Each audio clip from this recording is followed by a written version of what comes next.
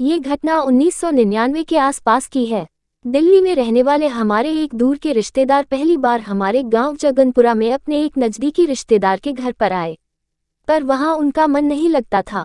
रिश्तेदार अपने व्यवसाय में व्यस्त रहते और उनकी पत्नी अपने छोटे छोटे बच्चों में। वे वहां किससे और कितनी देर बातें करते, उनके यहाँ जाने में जानबूझकर देर करते थे और हमारे यहाँ बैठकर बातें करते रहते थे। बड़े गप्पी थे वो। अक्सर वे हमारे घर पहुंच जाते थे और घंटे 2 घंटे गपशप करने के बाद खाना खाकर ही लौटते थे। एक दिन शाम को पहुंचे तो इधर उधर की बात होते होते भूत प्रेत पर जाकर रुक गई। भूत प्रेत का नाम सुनते ही उन्होंने अपनी शौर्य गाथाएं सुनानी शुरू की।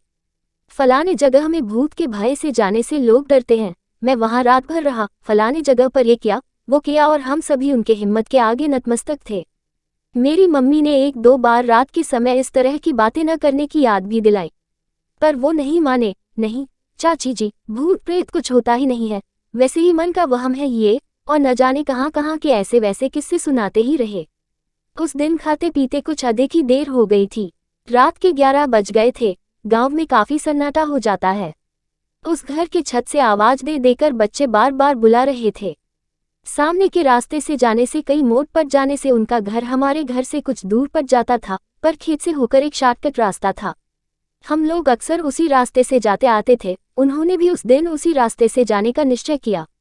पीछे के दरवाजे से उन्हें भेजकर हम लोग दरवाजा बंद करके अंदर अपने अपने कामों में लग गए।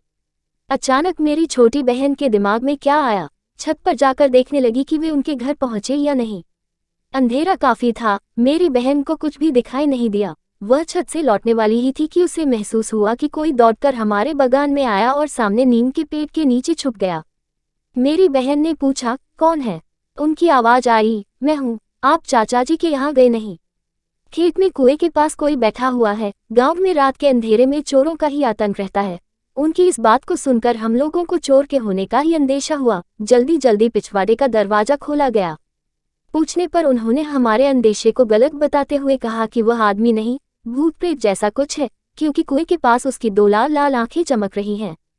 तब जाकर हम लोगों को ध्यान आया कि कुएं के पास खेत में पानी पटाने वाला डीजल पंप रखा है और उसमें ही 2 लाल बत्तियां जलती हैं।